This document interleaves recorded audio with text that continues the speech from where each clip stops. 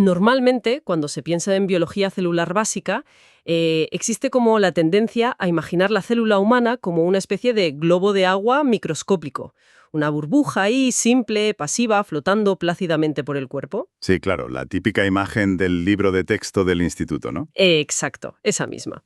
Pero, a ver, cuando uno examina la situación de cerca, la realidad resulta ser muchísimo más arquitectónica y, francamente, bastante más hostil. O sea, la célula no es una burbuja abierta para nada, es una fortaleza murallada. Totalmente. Una fortaleza de altísima seguridad, fíjate. Y esa muralla, que los biólogos llaman la bicapa lipídica, está diseñada de forma impecable para repeler casi todo. Básicamente mantiene el frágil interior a salvo del caos químico del mundo exterior. Es que es una barrera formidable, sin duda. Y, bueno, resulta absolutamente crítica para la viabilidad de cualquier forma de vida. Porque, a ver, si cualquier molécula al azar pudiera entrar y salir libremente de esa fortaleza, Sería un desastre. un caos total, claro. No habría orden, sería imposible mantener un metabolismo estructurado y, bueno, la vida simplemente no existiría. Pero claro, el problema fundamental que plantea este diseño de máxima seguridad es muy evidente. Una fortaleza con los muros completamente sellados es un lugar muy seguro a corto plazo, pero a la larga... A la larga los habitantes mueren. Exacto. Mueren de hambre y asfixiados por sus propios desechos. Así que hace falta, digamos, absorber nutrientes vitales, vitaminas, azúcares, y también expulsar lo que ya no sirve. Sí, es la gran paradoja de la célula. Y para entender cómo la célula soluciona esa paradoja, hoy vamos a meternos de lleno en los cimientos de la biología molecular. Nuestra misión en este análisis a fondo es descifrar un texto histórico, concretamente el trabajo fundamental de 1995 liderado por Sadeh, Drubić y Amidon sobre la biología de las proteínas de transporte de membrana. Un documento clave, desde luego. Y quiero aclarar a quienes nos escuchan que la intención hoy no es perderse en una sopa de jerga médica indescifrable. Para nada. Queremos responder a una pregunta muy directa. ¿Cómo deciden estas proteínas microscópicas qué entra y qué sale de la fortaleza? Porque, y esto es fascinante, resulta que este mecanismo invisible dicta absolutamente todo. Desde cómo tu cuerpo, o bueno, cómo el cuerpo humano extrae la energía de un desayuno, hasta los motivos por los que un medicamento te cura o fracasa estrepitosamente. Así que vamos a desgranar esto. Y lo que hace que ese documento sea un pilar tan importante es sobre todo cómo clasifica estas máquinas biológicas, ¿verdad? Efectivamente. A ver, antes de este tipo de síntesis, en los años 90, la membrana celular parecía un caos. O sea, imaginaban cientos de puertas distintas sin mucho orden. Un laberinto. Exacto. Lo que hicieron fue organizarlas basándose en su función termodinámica, su genética y su arquitectura. Y demostraron que sin estos transportadores, conceptos tan cotidianos como la nutrición o la misma transmisión de señales en el cerebro serían físicamente imposibles. Porque la difusión simple, eso de pasar libremente a través de la muralla lipídica, solo funciona para cosas muy concretas. Sí, moléculas muy pequeñas o gases como el oxígeno. El oxígeno sí pasa. Pero para casi todo lo demás, la evolución tuvo que inventar mecanismos moleculares de altísima precisión. Vale, pues hablemos de esa precisión. Y has mencionado la palabra termodinámica. Sí, suena un poco intimidante. Un poco bastante, la verdad.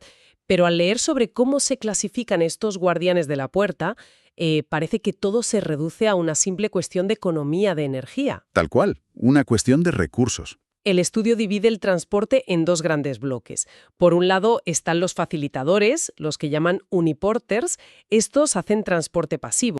Dejan pasar un solo tipo de molécula, pero únicamente a favor de un gradiente electroquímico. A favor de la corriente, por así decirlo. O sea, es como abrir una compuerta y dejar que el agua fluya cuesta abajo, cero esfuerzo. El ejemplo más ilustrativo que aborda el texto es la familia de transportadores de glucosa, los famosos GLUT. Ah, los del azúcar. Su función es proporcionar un túnel seguro.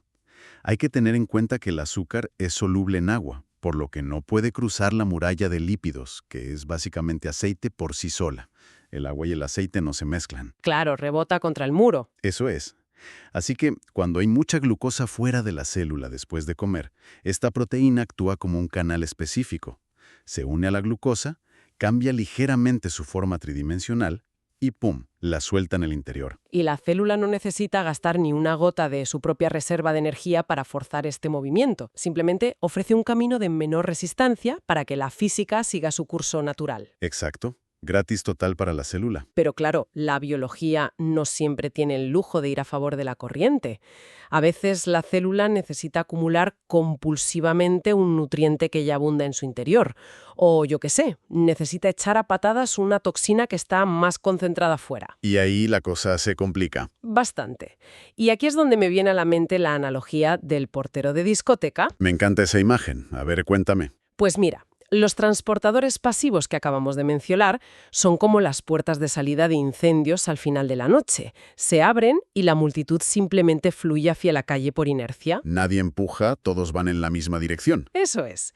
Pero el transporte activo, los simporters y antiporters, ¿esos son los porteros fornidos de la entrada principal? Ah, claro. Los que tienen que hacer el trabajo sucio. Exacto, tienen que emplear energía física, fuerza para agarrar a un cliente, digamos un nutriente VIP, y empujarlo hacia el interior a través de una masa de gente que empuja en dirección contraria. Ostras, es que esa imagen capta muy bien la dificultad del trabajo. Pero el mecanismo real, el cómo obtienen la fuerza esos porteros celulares, es una maravilla de la ingeniería. Lo llamamos acoplamiento de energía. Acoplamiento de energía, ¿vale? Sí. El texto detalla que la inmensa mayoría de estos transportadores activos no consumen la gasolina directa de la célula, el ATP, en el momento exacto de abrir la puerta. Espera, ¿no usan ATP? No directamente no. En su lugar utilizan una tensión, un voltaje, que otras bombas ya han creado previamente en otra parte. A ver si lo pillo. Están utilizando una energía prestada.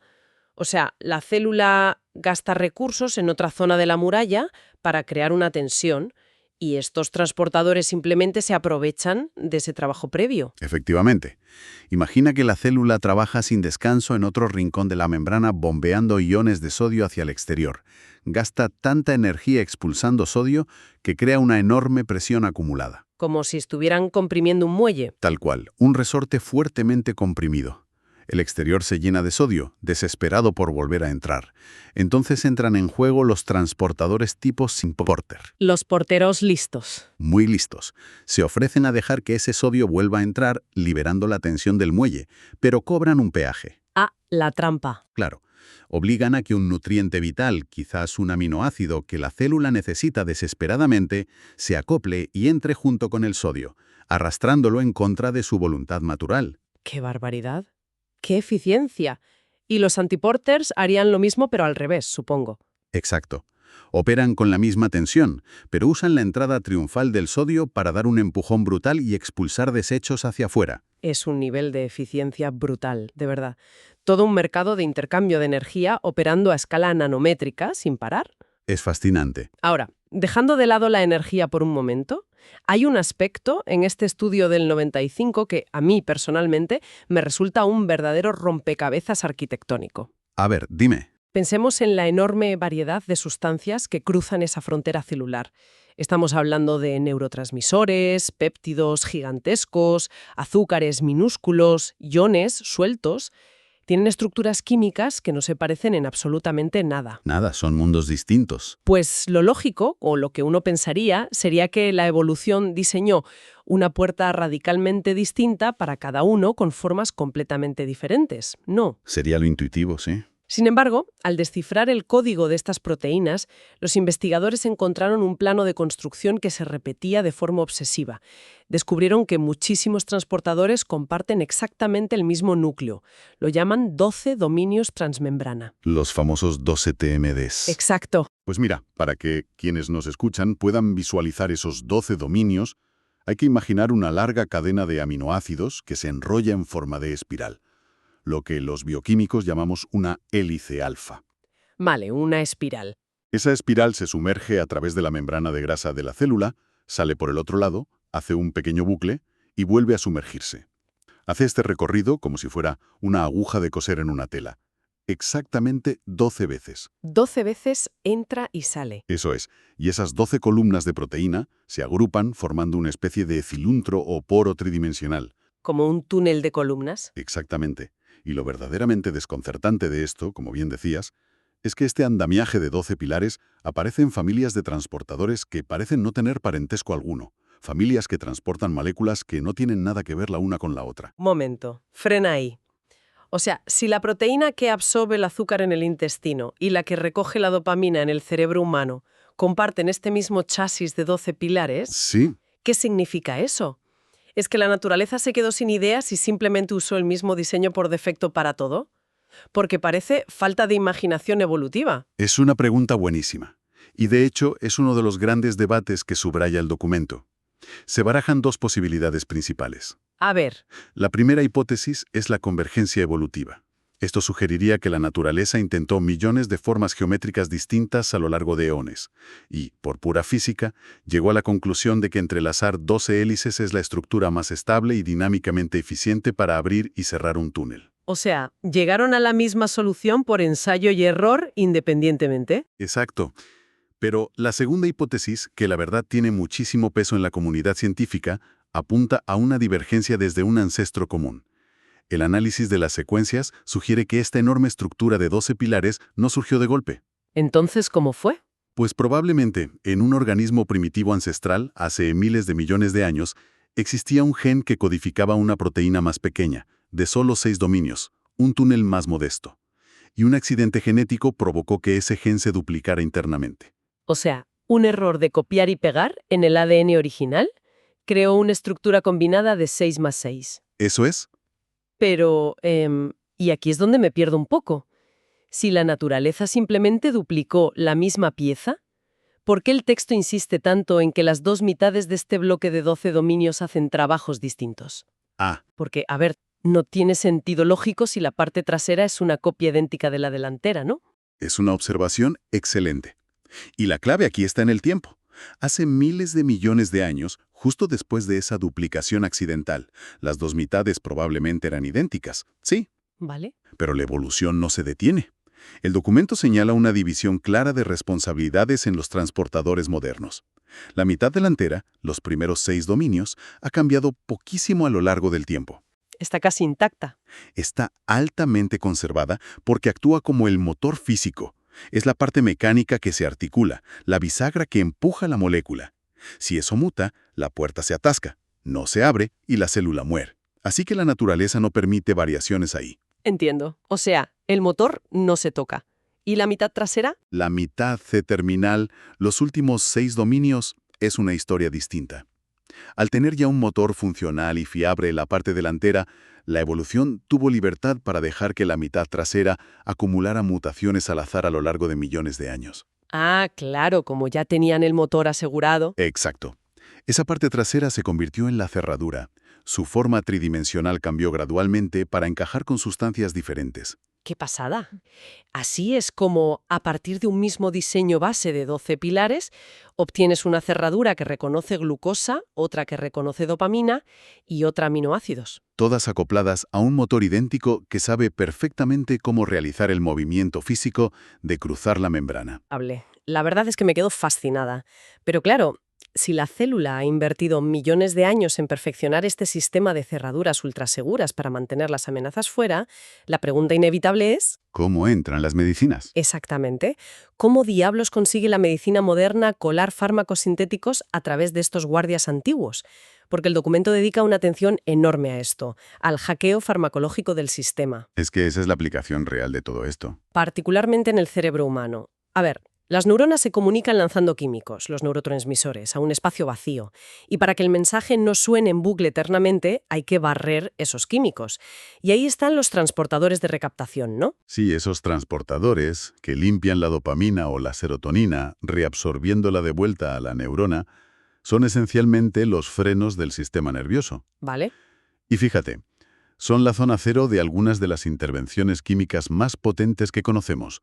El mecanismo de las drogas de abuso, como por ejemplo la cocaína, se basa puramente en secuestrar esta maquinaria. ¿Y cómo lo hace exactamente? Pues mira, la estructura química de la cocaína tiene la forma geométrica justa y exacta para encajar en el transportador de dopamina. Pero ojo, no cruza la membrana. Se incrusta en la estructura de la proteína e impide físicamente que cambie de forma. O sea, bloquea el motor.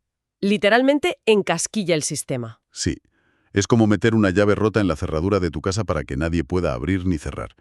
La dopamina se queda fuera, se va acumulando en el espacio entre neuronas, y la neurona que recibe el mensaje es bombardeada sin descanso. Madre mía. ¿Y ese bloqueo prolongado es lo que genera esa señal abrumadora de recompensa y euforia? Exacto. Y posteriormente, claro, la severa adicción cuando el cerebro intenta compensar eso. Qué fuerte. Y supongo que esta misma lógica de interactuar con el transportador se aplica a la medicina regulada, ¿verdad? Totalmente. Los inhibidores selectivos de la recaptación de serotonina, los famosos antidepresivos que toman millones de personas a diario, hacen un trabajo muy similar en los transportadores de serotonina. Modulan el estado de ánimo al mantener la señal activa por más tiempo bloqueando el barrido. Ya veo. Bueno, bloquear una puerta desde fuera tiene sentido mecánico, es fácil de imaginar, pero ¿qué pasa cuando el objetivo es que el fármaco entre realmente al torrente sanguíneo? Ahí el desafío es muchísimo mayor. Volviendo a las murallas infranqueables del intestino, si un laboratorio diseña un antibiótico revolucionario, pero las células del intestino lo analizan, no reconocen su estructura y le cierran la puerta en las narices, ese antibiótico es completamente inútil en formato pastilla, ¿no? Absolutamente inútil. Lo expulsarías y ya está. Así que, a ver si lo entiendo. ¿Los farmacólogos disfrazan activamente el medicamento? ¿Construyen una especie de caballo de Troya molecular? Es probablemente una de las estrategias más elegantes de la farmacocinética moderna. El documento explora en detalle el caso de los transportadores de dipéptidos intestinales. Los de dipéptidos. Sí. La función biológica normal de estas proteínas es recuperar pequeños fragmentos de proteínas digeridas, trocitos de tu comida, usando la energía de un gradiente. La genialidad de la industria farmacéutica fue analizar la estructura molecular exacta que exige esa cerradura peptídica en concreto. Y copiaron la llave. Modificaron químicamente sus propios fármacos sintéticos para imitarla, ¿sí? O sea, literalmente le ponen una chaqueta de VIP falsa al químico para que el portero lo deje pasar a la discoteca. En términos prácticos, sí. Tal cual. Hay antibióticos extremadamente comunes, como las cefalosporinas, o medicamentos para controlar la presión arterial que en su estado puro jamás cruzarían la membrana intestinal. Rebotarían. Ya. Pero los químicos del laboratorio añadieron grupos moleculares específicos a estos fármacos. Así que, al llegar a la membrana, el transportador intestinal no registra la toxina extraña o el químico sintético. Solo palpa la superficie. Toca el disfraz, digamos. Toca el disfraz, detecta la forma peptídica, concluye alegremente que es un nutriente de la digestión y activa el motor para bombearlo hacia el interior del cuerpo. ¡Qué pasada! O sea, engañan al guardia de seguridad en sus narices. Exacto. Y es que, sin aprovechar esta puerta de servicio preexistente, la administración oral de estas medicinas críticas sería imposible. Habría que inyectarlas todas directamente en vena. Resulta fascinante esta especie de constante guerra de espionaje y engaño a nivel microscópico. Pero claro, si el sistema es tan preciso, tan de relojería, la siguiente fase lógica de nuestra conversación tiene que ser ¿qué ocurre cuando las instrucciones genéticas fallan? Ese es el lado oscuro de la biología de transportadores. Porque si el ADN tiene errores tipográficos, al construir a estos guardianes, el castillo entero se derrumba, imagino. ¿Y el estudio no rehúye del impacto devastador de estas mutaciones? Para nada. El cruce entre la genética de transportadores y la patología humana es severo, muy severo. Cuando un error en el código genético altera la secuencia de aminoácidos, la proteína a menudo no logra plegarse en su forma tridimensional correcta. No coge la forma de esos 12 pilares bien puestos. Exacto. Queda deforme, y si no tiene la forma correcta, los sistemas de control de calidad de la propia célula la detectan y la destruyen antes incluso de que llegue a instalarse en la muralla exterior. Madre mía. ¿Y dan algún ejemplo concreto de esto? El ejemplo más claro y trágico que abordan es la fibrosis quística. Esta enfermedad letal es consecuencia directa de mutaciones en el gen CFTR. Que el documento especifica que es un miembro de la familia de transportadores ABC, unas bombas muy complejas que estas sí usan la energía directa del ATP, ¿no? Sí es. En una persona sana, este CFTR es simplemente un canal que deja fluir el cloruro hacia el exterior, y el agua lo sigue, manteniendo las secreciones del cuerpo fluidas. Vale, ¿y qué pasa en la mutación? Pues que en la mutación más frecuente se borra un solo aminoácido, uno solo de una cadena de casi 1500. ¿Uno solo? ¡Qué barbaridad! Ese mínimo defecto estructural hace que la proteína sea destruida, y nunca alcance la superficie celular de los pulmones o el páncreas.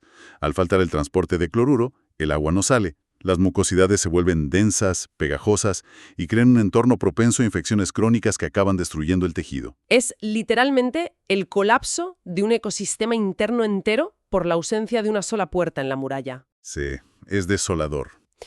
Pero hay otro escenario en este lado oscuro que a mí me resulta aún más espeluznante, si cabe.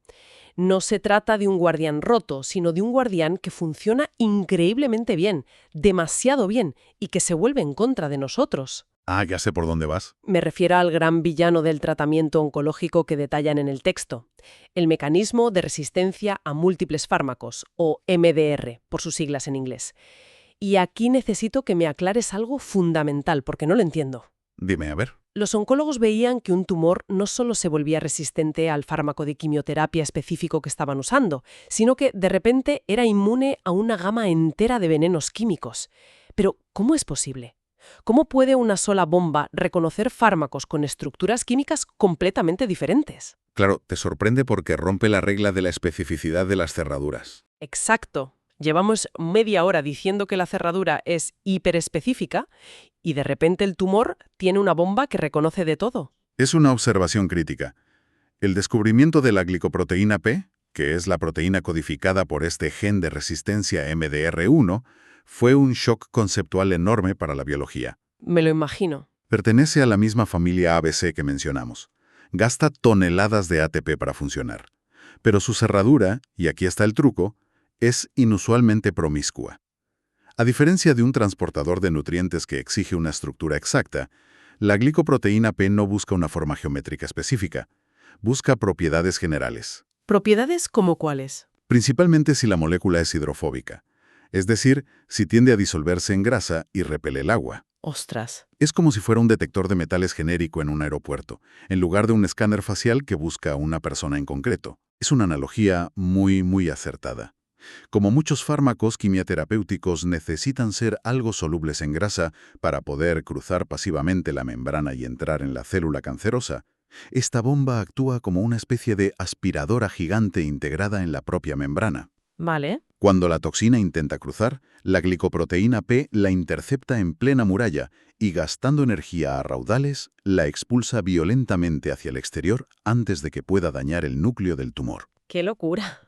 O sea que la célula cancerosa sobreexpresa millones de estas bombas en su superficie y se vuelve casi invulnerable a todo un espectro de medicamentos de golpe. Exactamente. Es una maniobra de supervivencia espectacular desde el punto de vista evolutivo para la célula, pero un obstáculo absolutamente trágico para el paciente y el médico. Es el cáncer utilizando nuestros propios sistemas más antiguos de defensa celular para escupir la cura que le enviamos. Parece una situación casi imposible de ganar. Sí, genera mucha impotencia. Sin embargo, frente a esto, el documento del 95 describe una contraofensiva que parece sacada de una novela de ciencia ficción, demostrando una audacia brutal por parte de los investigadores de la época. Es que la idea era muy rompedora. A ver si lo digo bien. Si el problema es que el cuerpo humano tiene un límite estricto de cuánta quimioterapia puede soportar sin que la médula ósea sana se destruya, la lógica tradicional diría que hay que buscar un veneno menos tóxico, ¿no? Claro, bajar la dosis o cambiar el fármaco. Pero la terapia génica planteó exactamente lo contrario: robarle la armadura al enemigo. Fue una de las propuestas de aplicación más innovadoras de su momento, fíjate. La idea se basaba en extraer células madre de la médula ósea sana del propio paciente. En el entorno seguro y controlado del laboratorio, utilizarían vectores como virus modificados para insertar ese gen de resistencia, el MDR1, directamente en el ADN de estas células sanas. Y luego las devuelven al paciente. Eso es. Al devolver esas células al paciente, la nueva médula ósea empezaría a fabricar enormes cantidades de esa bomba expulsora, la glicoproteína P. Le otorgan al sistema inmunológico sano la misma inmunidad tóxica que tiene el tumor. Exacto. Y de esa forma, los médicos tendrían un margen para inundar el cuerpo con dosis altísimas de quimioterapia. El tumor, con suerte, sucumbiría a la dosis masiva, mientras que la nueva médula ósea sana expulsaría el veneno como si nada y sobreviviría ilesa. Es llevar la guerra biológica al siguiente nivel, utilizando las propias herramientas de transporte celular que hemos estado discutiendo. Es fascinante, robar el escudo para ganar la guerra. Totalmente. Y esto subraya la idea central que hemos estado desgranando hoy. La topología celular y las proteínas de transporte no son meros detalles académicos aburridos para memorizar. Entender cómo se pliega una proteína 12 veces sobre sí misma o cómo gasta la tensión de un gradiente de sodio es el paso previo absolutamente innegociable para desarrollar cualquier terapia médica que funcione. Claro. La farmacocinética, la toxicología y la ingeniería genética moderna convergen, todas ellas necesariamente, en estos puntos de control de la membrana. Pues mira, para visualizar un poco el recorrido que hemos hecho hoy a través de este texto histórico, comenzamos desmontando la idea de esa célula pasiva, ¿no? Ese globo de agua, Sí, para entenderla como una fortaleza viva, en constante necesidad de abastecimiento. Hemos visto la economía implacable de los porteros de discoteca termodinámicos, utilizando la energía prestada de la misma muralla. Nos hemos asomado a ese pasado evolutivo con ese misterioso diseño de 12 pilares copiado y modificado para separar el motor de la cerradura. Un diseño universal. Universal y antiquísimo. Luego hemos detallado cómo la industria disfraza un medicamento con un abrigo de péptidos para infiltrarse por el intestino y cómo las sustancias químicas engañan y bloquean los frenos del cerebro. Como pasaba con la cocaína. Exacto.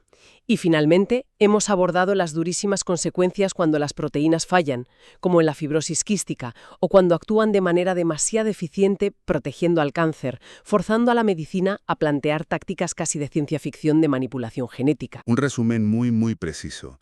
Y yo creo que el verdadero legado de este trabajo del 95, de sistematizar todo este conocimiento, es que pasamos de simplemente observar desde fuera cómo los químicos afectaban al cuerpo humano, a entender mecánicamente por qué lo hacían, engranaje a engranaje. Literalmente ver las tuercas y los tornillos. Eso es.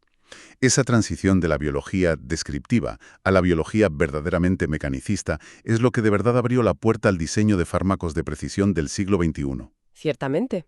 Y pensando en esa evolución desde los años 90 hasta hoy, y considerando la capacidad que ya vislumbraban para transferir el código genético de estos transportadores a nuevas células, a mí me surge un pensamiento que resulta francamente vertiginoso. A ver, cuéntame. Si la humanidad ha aprendido a leer los planos, a identificar las cerraduras y a fabricar llaves a medida o caballos de Troya para entrar en la fortaleza celular, ¿qué pasaría si el siguiente paso de la bioingeniería fuera dejar de depender del catálogo de piezas que la naturaleza nos ha dado en estos millones de años? Crear transportadores de cero. Exacto.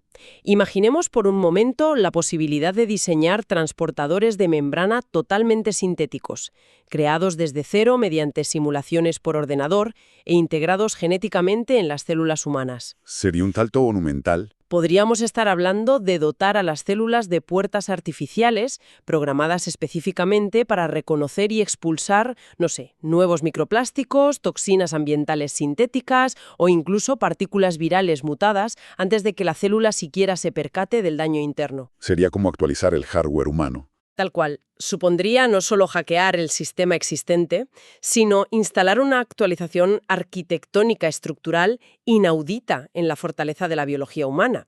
Las implicaciones son brutales. Sin duda, es algo sobre lo que vale la pena reflexionar. Quien nos escuche tiene material para darle vueltas un buen rato. Desde luego que sí.